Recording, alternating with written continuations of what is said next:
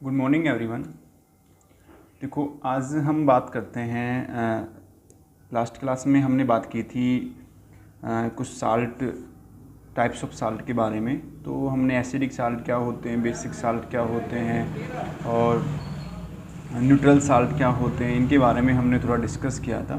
ठीक है, तो लास्ट वाली क्लास में हमने इसके बारे में बात की थी। तो आज जो नया टॉपिक जो हम लेके आए हैं जिसमें हम बात करेंगे आज, वो टॉपिक हमारे पास में यहाँ पर है cause of formation of acidic, basic and neutral salt. मतलब सीधे सा कहने का मतलब उसका ये है कि भाई एसिडिक और साल्ट के फॉर्मेशन के पीछे क्या कारण है, बेसिक साल्ट के पीछे क्या कारण है बनने का, और न्यूट्रल साल्ट के पीछे बनने का रीज़न क्या है, क्या कोज वहाँ पर वेरी करते हैं, तो उनके बारे में यहाँ पर हम बात करेंगे। अब हम ये अच्छे से जानते हैं कि साल्ट जनरली हमने हमारे पास में 3 टाइप के साल्ट के बारे में हमने बात की थी। 3 टाइप्स, 3 है, कितनी टाइप्स? 3 टाइप्स के बारे में हमने क्या की थी, बात की थी। जिसमें पहला हमारे पास में था एसिडिक साल्ट, दूसरा हमारे पास में था बेसिक साल्ट, और तीसरा हमारे पास में जो था वो था न्यूट्रल साल्ट। तीसरा क्या था?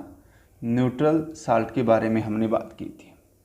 अब हमें बताने हैं कॉज, क्या कारण रहे कि एसिडिक साल्ट एसिडिक हो गया। तो यहाँ पर क्या कह रहा है कि सर एसिडिक साल्ट जो होते हैं ना, एसिडिक इसलिए होते हैं क्योंकि यहाँ पर जो साल्ट जब फॉर्मेशन होता है तो एसिडिक के अंदर स्ट्रॉन्ग एसिड और वीक बेस क्या करते हैं, आपस में कॉम्बिनेशन करते हैं। एसिड कैसा है? स्ट्रॉन्ग, और बेस कैसा है यहाँ पर? वीक बेस क्या करते हैं, आपस में यहाँ पर रिएक्ट करते हैं।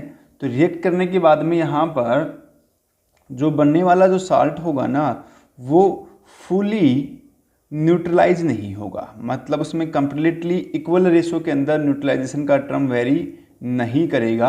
और यहाँ पर कंपोनेंट के अंदर जिसका स्ट्रॉन्ग करैक्टर है, उस बनने वाले साल्ट कंपोनेंट के अंदर पार्शियल वही करैक्टर क्या करेगा, वेरी कर जाता है। इसलिए यहाँ पर बनने वाले साल्ट को हमने क्या कहा, एसिडिक साल्ट कहा।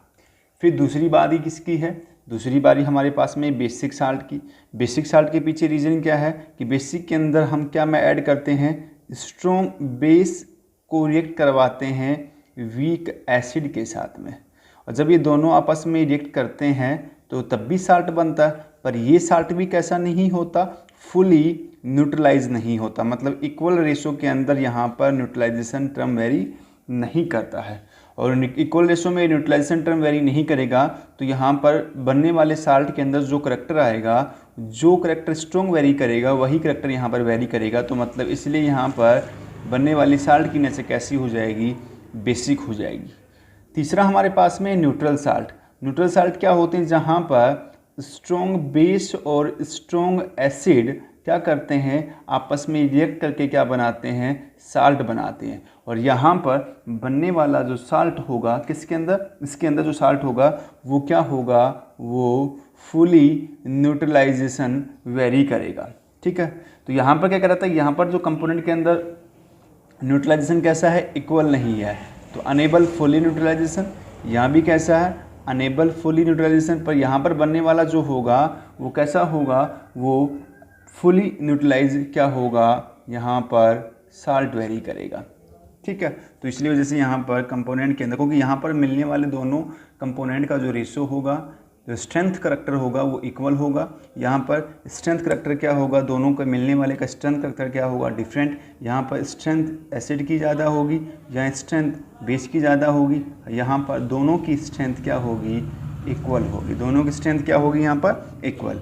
और ख़ास बात कि जब यहाँ पर कंपोनेंट के अंदर ये साल्ट फॉर्मेशन वेरी करेगा, तो हमने एसिड और बेस वगैरह की पीएच तो देखी है, सुनिए, वही सेम कॉन्सेप्ट पे यहाँ पर भी इनकी भी पीएच की वैल्यू क्या करेगी, वेरी करेगी। तो बोले यहाँ पर एसिडिक के अंदर पीएच का वैल्यू लेस देन 7 होगा, बेसिक के अंदर पीएच का वैल्यू ग्रेटर देन 7 होगा बनने वाले साल्ट का पीएच, और न्यूट्रल वाले का इक्वल या अप्रोक्स टू क्या होगा, 7 होगा क्या पीएच का वैल्यू। तो ये बात करी हमने कोज की कि एसिडिक और बेसिक और न्यूट्रल साल्ट क्या होते हैं, किस तरीके से यहाँ पर वेरी करते हैं। एक मुझे ना थोड़े बच्चों से शिकायत है, कुछ बच्चे ना मतलब कुछ क्या मैक्सिमम बच्चे ना वीडियो नहीं देखते। मतलब मैं देखता हूँ कि भाई ये तो मैंने अब यूट्यूब पे डालना स्टार्ट किया है, ये आप पता नहीं कब से करते आ रहे हो, ये तो मैंने अब डालना शुरू किया है यूट्यूब पे। तो मुझे पता लग रहा है कि देखने वाले बच्चे जो व्यूअर्स हैं, ठीक है भाई, मुझे ना कोई चैनल बनाना है, ना मुझे यूट्यूब पे फॉलोवर्स चाहिए, कुछ नहीं चाहिए भाई, ठीक है ना।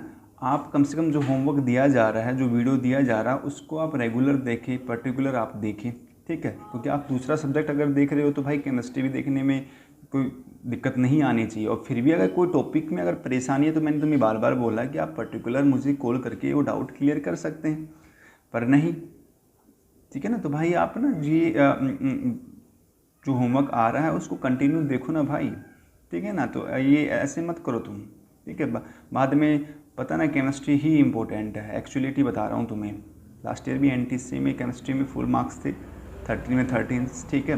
तुम कुछ भी कर लो, तो मैक्सिमम जो स्कोरिंग अगर किसी में आउट ऑफ 100 अगर आना है ना, कहने का मतलब परसेंटेज के अकॉर्डिंग, तो वो केमिस्ट्री में आने वाला, जो एनटीसी में आ रहा है वो 10th क्लास में आए। तो आप ना थोड़ा सा सीरियस हो भाई, इक्वल आप कंपेयर मत करो, उसने ऐसा बना दिया, उसने ऐसा बना दिया।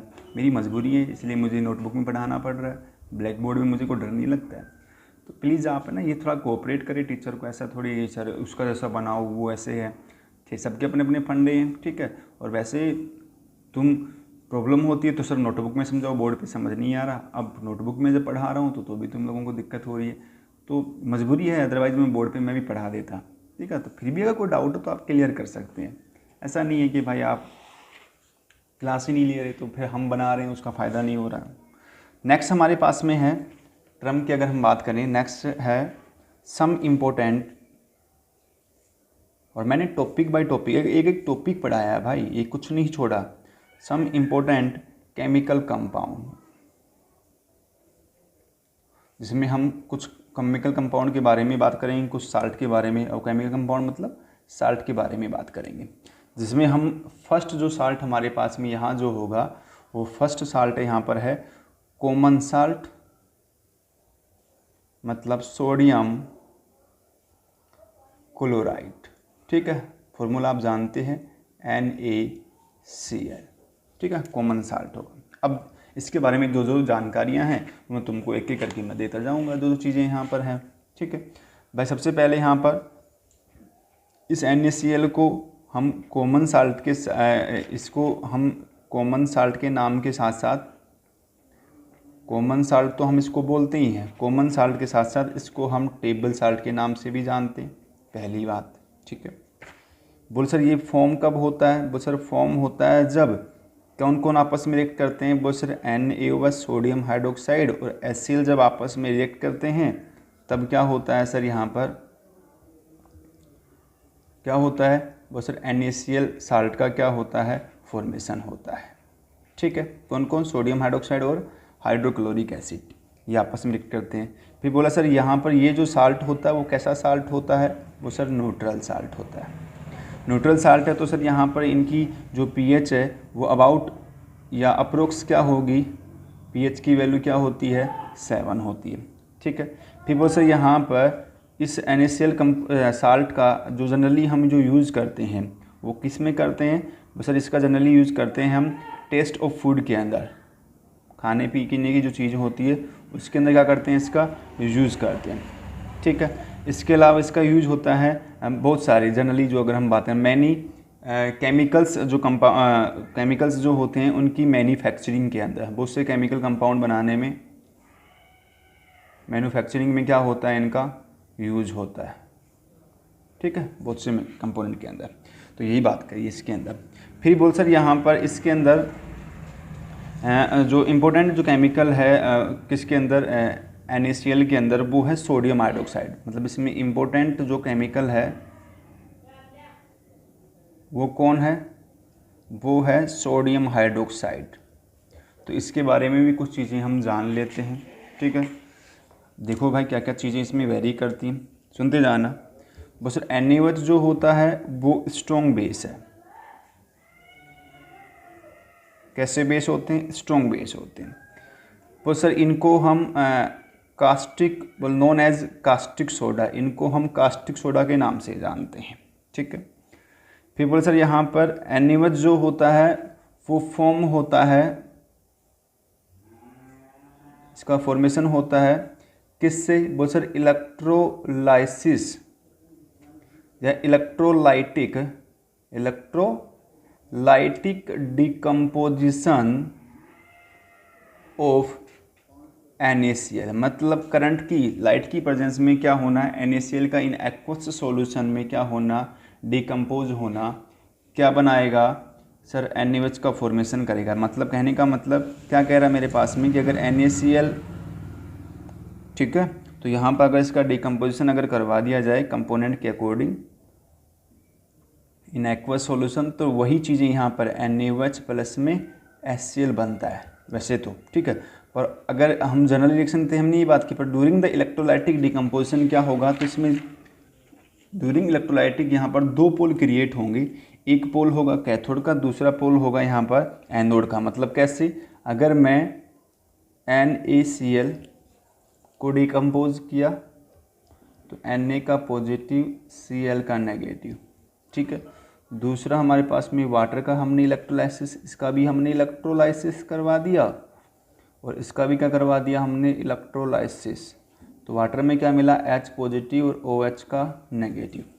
ठीक है। तो इसके अंदर क्या कह रहा है कि सर यहाँ पर जो Cl है ना, Cl, तो ये दोनों तो आपस में मिलकर के NaOH बना लेंगे। ठीक है। पर यहाँ पर इसमें Cl जो है वो तो एट एनोड पे जाकर क्या होगा? डिपॉजिट हो जाएगा। Cl नेगेटिव अपने इलेक्ट्रॉन लॉस करेगा, प्लस में इलेक्ट्रॉन, और Cl दो Cl मिलकर के एक Cl कंपाउंड हम और ले लेंगे और क्या बना लेगा? Cl2। तो एक तो Cl2 बनेगा। दूसरा अगर हम कैथोड की, तो यहाँ पर क्या हो रहा है? एनोड वाले पोल पे क्या हो रहा है? ऑक्सीडेशन हो रहा है। फिर दूसरा है एट कैथोड वाला पोल। तो कैथोड वाले पोल में अगर हम बात करें तो क्या है? हाइड्रोजन है, H पॉजिटिव इलेक्ट्रॉन गेन करेगा, H रेडिकल प्लस में क्या मिलेगा? H2। रेडिकल जो होते हैं वो क्या होते हैं? वो होते हैं जिनके पास में ओड नंबर ऑफ इलेक्ट्रॉन क्या होता है? प्रेजेंस होता है, वो रेडिकल कहलाते हैं। तो H2 बन गया। तो H2 कहाँ जाके डिपॉजिट हो गया? कैथोड पे। कब? जब यहाँ कर क्या हुआ? रिडक्शन। तो ओवरऑल अगर कंपोनेंट के अंदर अगर मैं रिएक्शन की मैं बात करूँ तो क्या क्या चीज़ें कहाँ बनती हैं, तो देखना NaCl एक्वस प्लस में 2H2O लिक्विड क्या क्या बना? 2NaOH बना। ठीक है, क्या क्या बना? 2NaOH बना एक्वस, Cl2 बना गैस, H2 बना गैस। तो ये कैथोड पे और ये एनोड पे। तो ये बात करी हमने NaOH वाले टर्म की। ठीक है, तो ये बात की हमने इसके अंदर। अब इसके अंदर तो ये तो हो गया इसका काम। अगला हमारे पास में है use of product after the electrolysis of brine. मतलब ब्रीन सॉल्यूशन का, मतलब इस सॉल्यूशन को ब्रीन सॉल्यूशन के नाम से जानते हैं। तो अगर इसका हमने इलेक्ट्रोलाइसिस करवाया तो जो उसके बाद बनने वाले प्रोडक्ट का यूज़ क्या है, तो एक एक करके सबका मैं यूज़ बता देता हूँ तुम लोगों को। ठीक है, तो पहला यूज़ देखना, वो सर हाइड्रोजन जो गैस है उसका यूज़ करते हैं हम किसके अंदर? फ्यूल के अंदर। ठीक है, फिर है margarine in making of ammonia fertilizer. Margarine in making of ammonia,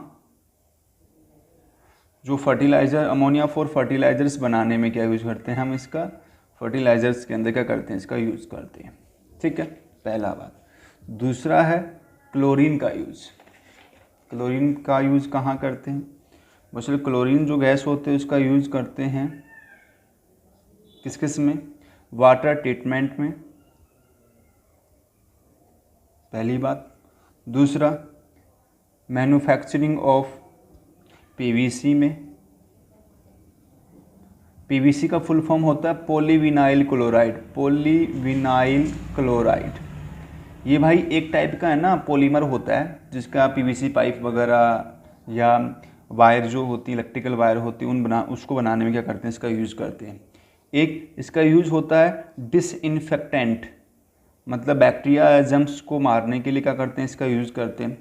एक इसका यूज़ किया जाता है CFC बनाने में, जो कूलिंग गैस होती है, क्लोरोफ्लोरोकार्बन जो गैसें होती हैं, कूलिंग गैसें, उनको बनाने में यूज़ करते हैं। इसके अलावा पेस्टिसाइड्स बनाने में क्या करते हैं, इसका यूज़ करते हैं।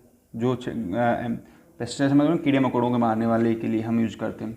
इसके अलावा इसका जो यूज़ होता है manufacturing of bleaching also use, इसके अलावा इसका जो यूज़ होता है वो किस में होता है, मैन्युफैक्चरिंग ऑफ किस में, ब्लीचिंग पाउडर बनाने में। ब्लीचिंग पाउडर बनाने में क्या करते हैं, इसका यूज़, मतलब CaOCl2 ये बनाने में भी क्या होता है, इसका यूज़ करते हैं। ठीक है, तो ब्लीचिंग पाउडर बनाने में भी क्या करते हैं, हम इसका यूज़ करते हैं। ठीक है, तो H2Cl2 दोनों का यूज़ हो गया। अब बारे किसके यूज़ की बात कर रहा हूँ मैं, अब यूज़ की बात कर रहा हूँ मैं किसके यूज़ की, NaOH के यूज़ की। NaOH का यूज़ क्या है, बस इसका यूज़ करते हैं हम किस में, मेटल के ऊपर जो ग्रीस लगी हुई होती है ना, तो बोल डिग्रीसिंग ऑफ मेटल यूज़ करने में। ठीक है, मेटल की डिग्रीसिंग करने में यूज़ करते हैं। फिर पेपर की मैन्युफैक्चरिंग में, मैन्युफैक्चर ऑफ पेपर, कागज़ बनाने में इनका यूज़ होता है। इसके अलावा साबुन, तो साबुन का तो मेन इंटीग्रेंट होता है, ये कहने का मतलब। इसके अलावा डिटर्जेंट बनाने में यूज़ करते हैं, ये सब 12th में पढ़ाऊँगा, साबुन डिटर्जेंट क्या होते हैं। इसके अलावा आर्टिफिशियल फाइबर होते हैं, उनको बनाने में यूज़ करता है, धागे वगैरह बनाने में। ठीक है, और ब्लीच जो होता है उसको बनाने में क्या करते हैं, हम इसका यूज़ करते हैं। तो ये बात करी हमने किसकी, इनके यूज की। तो ये हमारे पास में हो गया कॉमन साल्ट के बारे में कंप्लीट इन्फॉर्मेशन जो मैंने यहाँ पर आपको दी है, यहाँ से लेकर के यहाँ तक। ठीक है, ये बात की हमने इसके अंदर।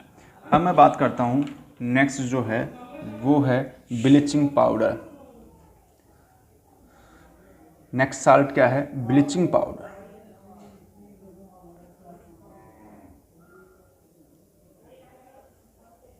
ठीक है, फॉर्मूला है CaOCl2।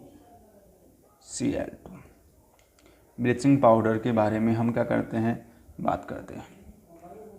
ठीक है, ब्लीचिंग पाउडर क्या क्या होता है, वो सर ब्लीचिंग पाउडर को, अब इसके बारे में जितनी भी इंफॉर्मेशन, बोले इट इज़ नोन एज, इसको हम किस नाम जानते हैं, बच्चों ब्लीचिंग पाउडर को हम chloride of lime, chloride of lime के नाम से इसको जानते हैं। ठीक है, ये स्टेट नेचर कैसा होता है, सॉलिड होता है। ठीक है, कलर कैसा होता है, येलोविश कलर होता है, येलोविश वाइट कलर, इनका थोड़ा पीलापन होता है वाइट के साथ में। ठीक है, क्या होता है, इनका कलर होता है येलोविश वाइट कलर होता है। ठीक है, इसके अलावा ब्लीचिंग पाउडर जो यूजुअली हम क्या करते हैं, इनको ब्लीचिंग पाउडर को आइडेंटिफाई कर लिया जाता है, आइडेंटिफाई बाई किसके थ्रू, इनकी स्मेल के थ्रू। इनमें स्ट्रॉन्ग स्मेल होता है, मतलब इनका ऑर्डर कैसा होता है, इनमें स्ट्रॉन्ग स्मेल होती है, और वो भी किसकी, क्लोरीन।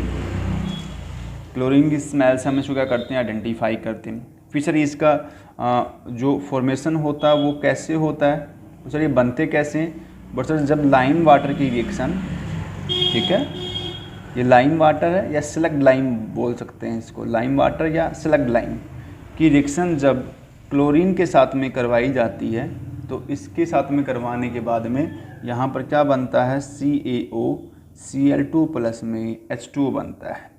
ठीक है, CaCl2 प्लस में H2O बनता है, मतलब ब्लीचिंग पाउडर का फॉर्मेशन होता है। ठीक है, किसकी बात करते हैं, ब्लीचिंग पाउडर की बात करते हैं। फिर इसके अलावा ब्लीचिंग पाउडर जो होते हैं उनका जो नेचर होता है, ब्लीचिंग पाउडर का नेचर कैसा होता है, बेसिक नेचर होता है। और बेसिक नेचर होने की वजह से कहने का मतलब, तो इनका नेचर कैसा होता है, बेसिक नेचर होता है। फिर दूसरी बात, ब्लीच का वैसे मतलब क्या होता है, वैसे ब्लीच का मतलब होता है कलर रिमूवल। ठीक है, मतलब कॉमन सी बात है, इसका काम कहाँ किया जाता है, कोई भी अगर रंगीन को कपड़ा है या कागज़ है, उसके कलर को रिमूव करने के लिए क्या करते हैं, हम इसका यूज़ करते हैं। ठीक है, अब तो इस वजह से कहने का मतलब हम इसको bleaching agent, it is known as bleaching agent के नाम से भी इसको हम जानते हैं। ठीक है, मतलब इसका यूज़ जो है ब्लीचिंग यूज़ किसके रूप में करते हैं, ब्लीचिंग एजेंट के रूप में क्या करते हैं, इसका यूज़ करते हैं। ठीक है, फिर बोल सर ये गुड ऑक्सीडाइजिंग, और ऐसा क्यों होता है, ब्लीचिंग एजेंट के रूप में यूज क्यों होता है, क्योंकि ये गुड ऑक्सीडेंट होते हैं। क्या होते हैं, गुड ऑक्सीडेंट होते हैं। ठीक है, और दूसरी बात, इसके अंदर जो होता है वो क्लोरीन जो होती है, क्लोरीन जो होता है वो जो पाउडर होता है वो रेस्पॉन्सिबल होता है किसके अंदर, ब्लीचिंग इफेक्ट के लिए। मतलब इसमें ब्लीचिंग इफेक्ट को पूछे किसकी वजह से आता है भाई, तो क्लोरीन की वजह से क्या आता है, इसके अंदर ब्लीचिंग इफेक्ट क्रिएट होता है। तो कोई पूछे कि ब्लीचिंग पाउडर जो होते हैं वो ब्लीचिंग एजेंट के रूप में क्यों यूज होते हैं, ब्लीच का मतलब होता है कलर रिमूवल होता है, फिर ब्लीचिंग एजेंट के रूप में क्यों यूज होते हैं, बहुत सारी यहाँ पर पहली बात, जो ब्लीचिंग पाउडर होते हैं वो गुड ऑक्सीडेंट की तरह काम करते हैं। फिर इसमें ऑक्सीडेंट के रूप में कौन काम करता है, इसमें मिलने वाला क्लोरीन जो पाउडर होता है क्लोरीन जो होता है सॉरी, वो रेस्पॉन्सिबल होता है किसके अंदर, ब्लीचिंग इफेक्ट के अंदर क्या होता है, रेस्पॉन्सिबल होता है इसके अंदर। ठीक है, फिर लास्ट में बात करता हूँ इसके यूज की, इसके क्या क्या यूज़ हैं, यूज और पढ़ते हैं हम एक एक करके। बस इसका यूज़ होता है किसके अंदर, पहला डिसइंफेक्टेंट के रूप में यूज़ करते हैं, कीड़े कहने का मतलब जर्म्स बैक्टीरिया को मारने के लिए। तो इसका यूज़ करते हैं डिसइंफेक्टेंट टू क्लीन वाटर, पानी को साफ करने के लिए यूज़ करते हैं, बैक्टीरिया जर्म्स को मारने के लिए। इसके अलावा काई हटाने में, मोस रिमूवर, काई समझ लेते हो ना, जो कोई ये पानी वानी के पास में ग्रीन ग्रीन सी होती है, मोस रिमूवर के रूप में इसका यूज़ करते हैं। इसके अलावा विड किलर के रूप में यूज होता है, खेतों में छिड़काव करते हैं ना घास फूस को मारने के लिए। ठीक है ना, तो खरपतवार जिसको बोलते हैं देसी लैंग्वेज में, उसको मारने के लिए क्या करते हैं, इसका यूज़ करते हैं। इसके लिए ब्लीचिंग पाउडर का यूज़ जो है किस में यूज होता है, बस ब्लीचिंग करने में काम आता है, ब्लीचिंग ऑफ कॉटन, टेक्सटाइल जो इंडस्ट्रियाँ होती हैं उनके अंदर इसका यूज़ करते हैं। ठीक है, इसके अलावा इसका यूज़ ब्लीचिंग ऑफ वुड, लकड़ियों को। ठीक है, इसके अलावा पल्प इन पेपर इंडस्ट्री के अंदर क्या करते हैं, इसका यूज़ करते हैं। ठीक है, मतलब कपड़े से रिलेटेड, पेपर से रिलेटेड इनका क्या करते हैं, हम यूज़ करते हैं। फिर ब्लीचिंग पाउडर, मैंने तुम्हें बताया कि ब्लीचिंग पाउडर जो होता है वो गुड ऑक्सीडेंट होता है। तो गुड ऑक्सीडेंट होने की वजह से इसका यूज़ जो है वो जो ब्लीचिंग पाउडर के रूप में हम जो करते हैं, इसका जो यूज़ जो ब्लीचिंग पाउडर के रूप में करते हैं वो कहाँ करते हैं, टेक्सटाइल इंडस्ट्री में। कपड़े पे अगर रंग गल चढ़ गया तो उसके अंदर कलर रिमूवल के लिए पेपर इंडस्ट्री में। ठीक है, एक्सेट्रा, इन सब में क्या करते हैं, इसका यूज किया जाता है। तो सिंपल सा टर्म था ब्लीचिंग पाउडर का, तो क्या क्या होता है, क्या इसमें वेरी करता है, तो सारी बातें मैंने तुम्हें यहाँ बता दी। तो आई होप आपको ये समझ में आ गया होगा। सिंपल सा टर्म था, कुछ दिक्कत नहीं थी। और भाई काम है ना, कर लिया करो, कंपेयर करने की बजाय काम कर लिया करो। ठीक है ना, मेरी मजबूरी है इसलिए मेरा नहीं हो रहा है बोर्ड पे बनाना, और मैं स्कूल खुलने के बाद में सब रिवीजन करवाऊँगा ना भाई बोर्ड पे, तभी तुम काम करो। थोड़ा तो दिक्कत है तो मेरे को पर्सनली कॉल करो। ठीक है, काम करो भाई प्लीज़। ठीक है, रिक्वेस्ट ही कर रहा हूँ मैं आपसे, कोई धमकी नहीं दे रहा हूँ मैं आपको। थैंक यू, मिलते हैं नेक्स्ट क्लास में।